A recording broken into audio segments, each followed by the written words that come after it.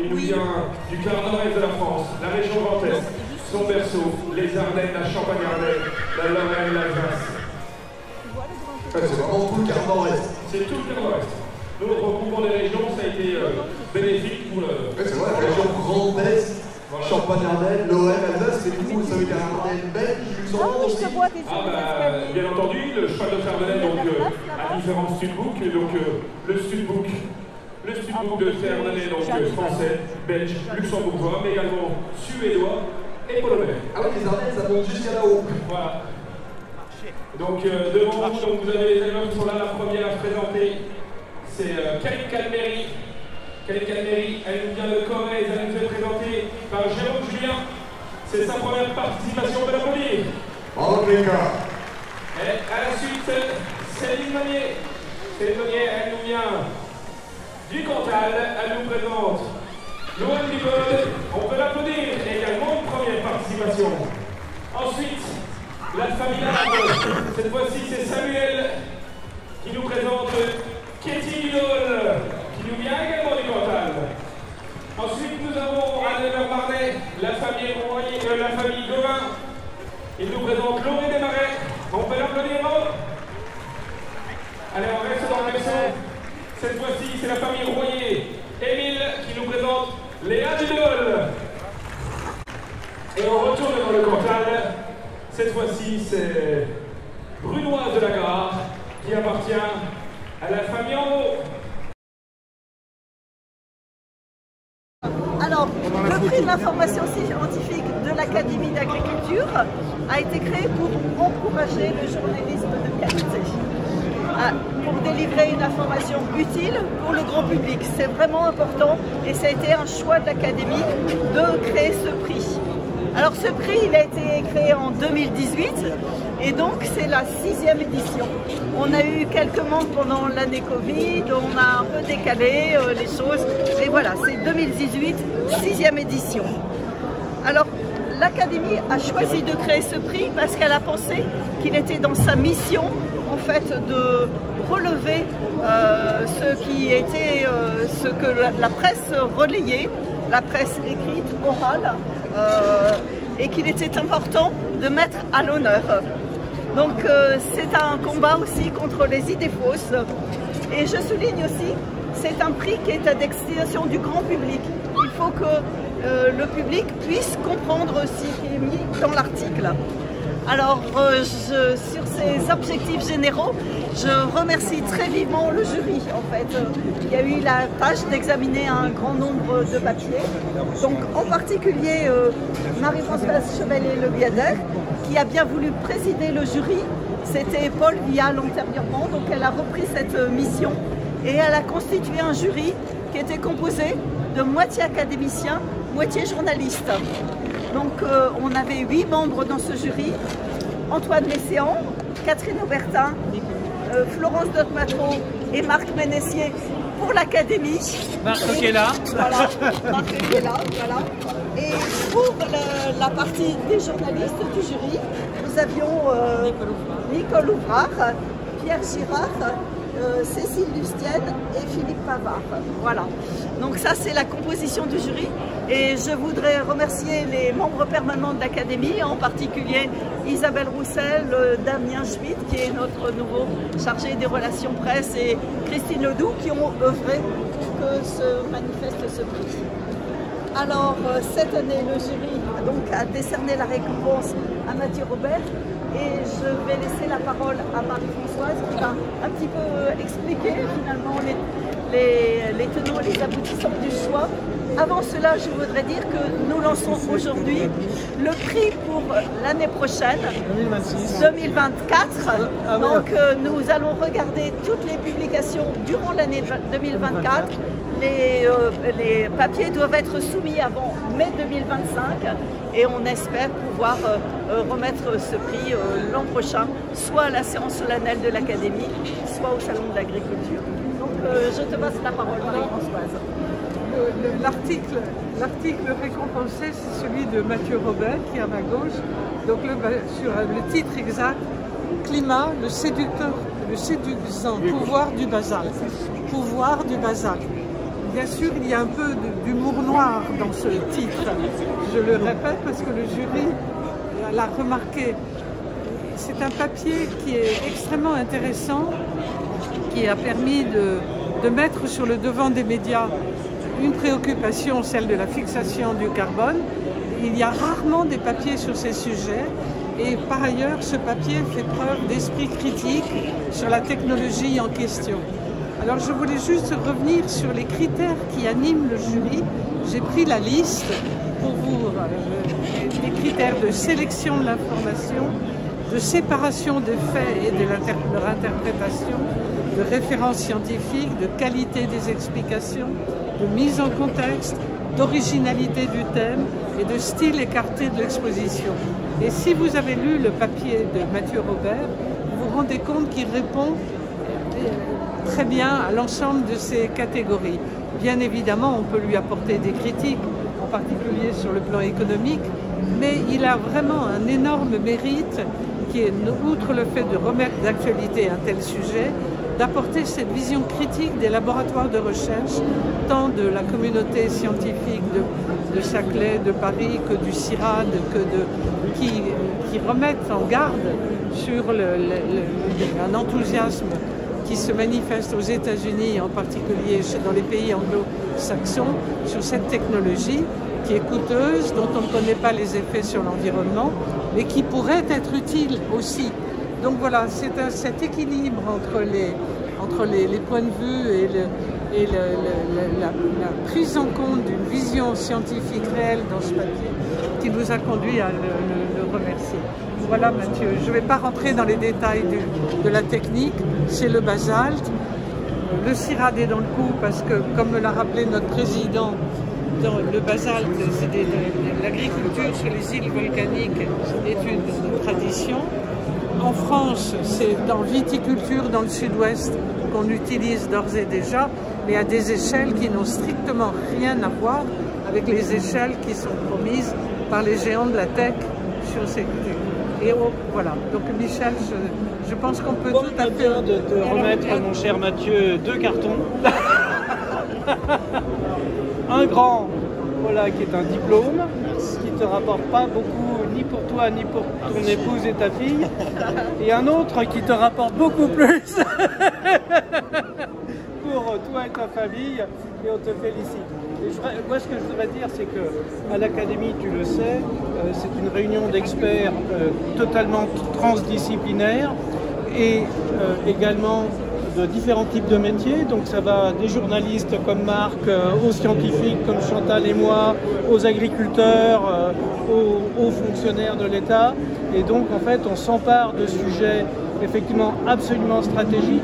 Mais si on s'empare de ces sujets, qu'on les traite et que personne ne les reprend, l'Académie est très peu connue et donc nous on compte beaucoup sur les médias et sur des médias qui, comme toi, explicitent les choses de manière contradictoire, qui en fait est en train de devenir notre charte à nous, c'est-à-dire expliciter et amener la contradiction de manière objective, critique, donc sur, on va dire, les grands sujets d'actualité, comme dans ce cas-là, la fixation du carbone avec ces et ce que, comme l'a rappelé Marie-Françoise, c'est ce qu'on a énormément apprécié dans ton article, enfin ce que le jury a apprécié. Donc on te félicite extrêmement vivement, Mathieu. Bravo. Merci.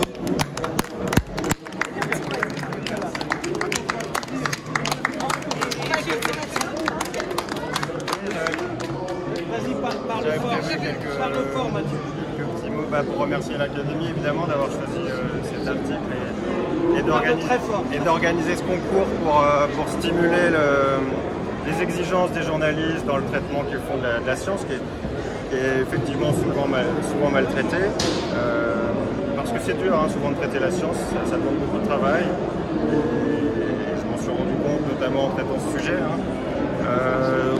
Merci à toute ma famille qui est venue ici pour me soutenir.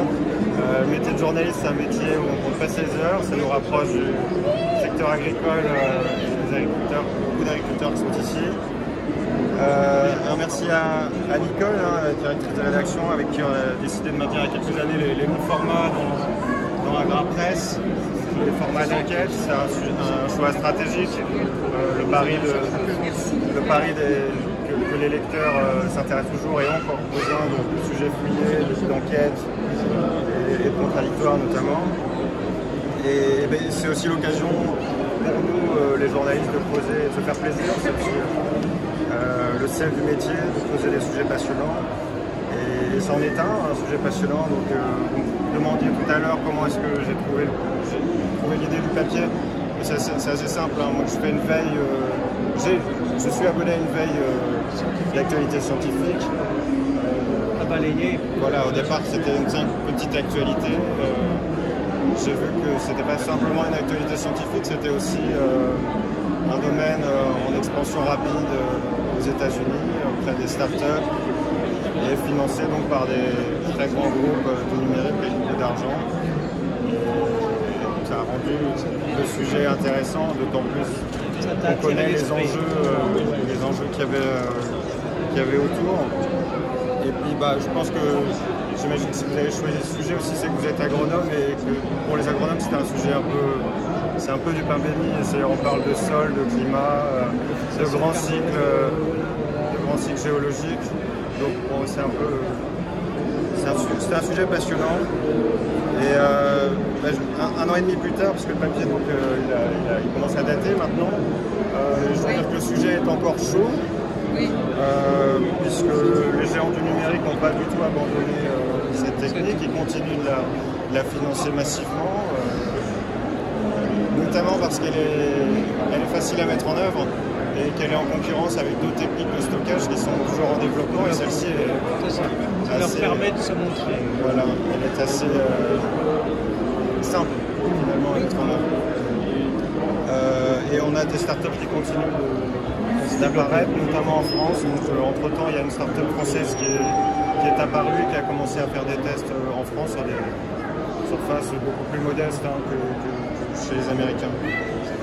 Et l'équation, par contre, l'équation reste la même, c'est qu'on a une technique qui est séduisante, lorsqu'elle est facile à mettre en œuvre et qu'on sait a priori qu'elle fonctionne bien, mais on a toujours des interrogations à la fois sur les rendements agricoles à long terme, sur la qualité de sol, l'environnement, etc. Donc c'est des choses qu'il faut vérifier. On va mettre probablement plusieurs années à calibrer, vérifier, mais le problème c'est que c'est probablement ces années-là qu'il nous aurait fallu pour résoudre le problème climatique. Donc on est dans une course technologique hyper stylée. Voilà, c'est ce qui fait le sel de cet article. Je vous remercie encore. Bravo.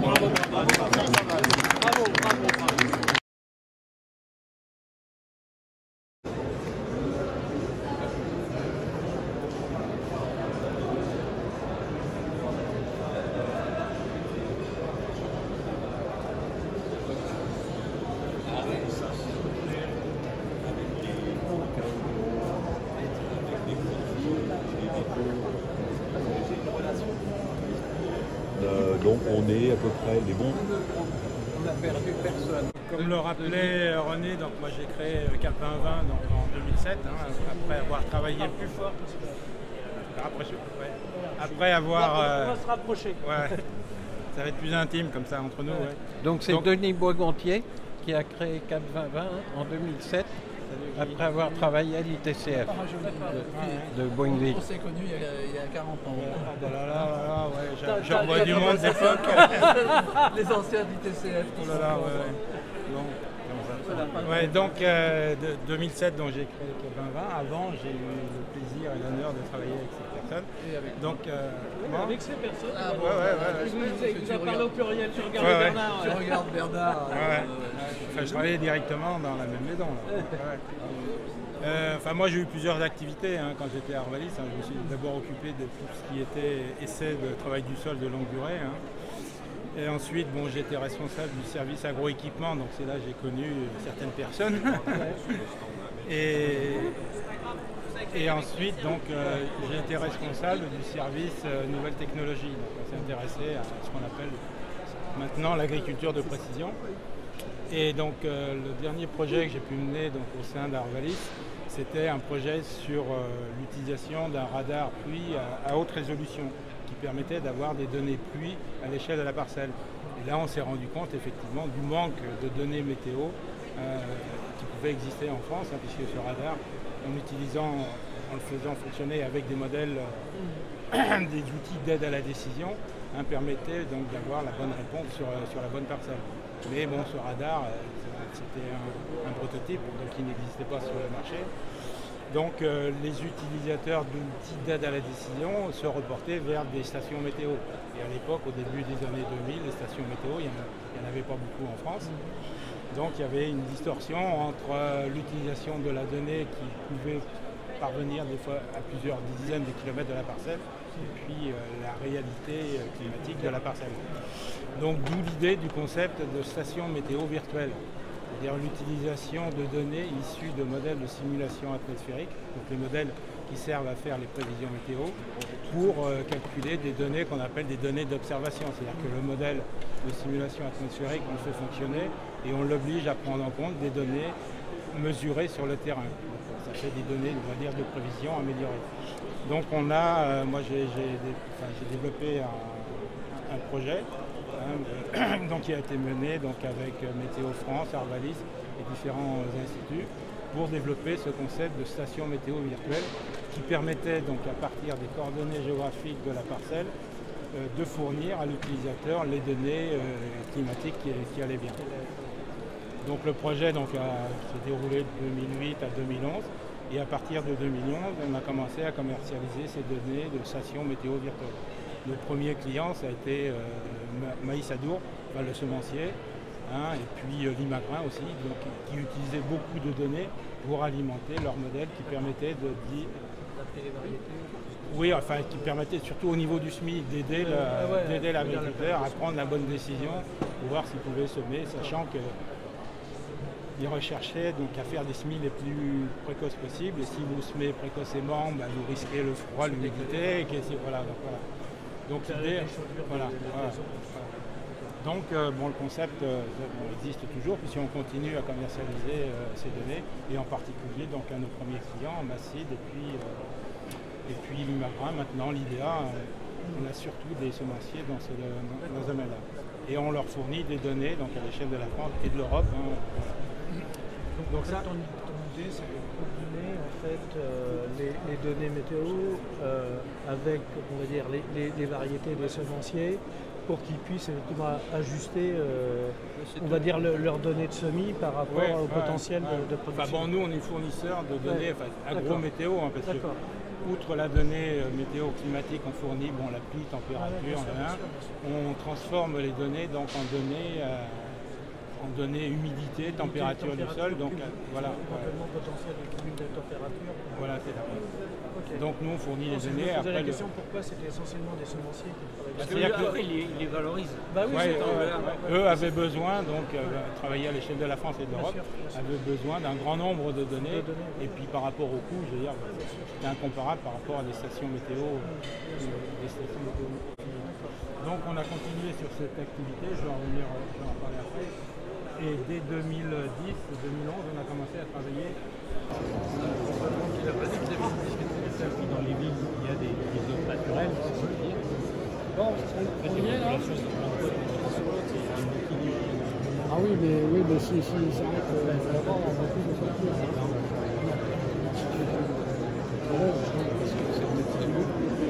Mais là, il faudrait quand même que ça suive le mouvement. On ne va pas s'en sortir.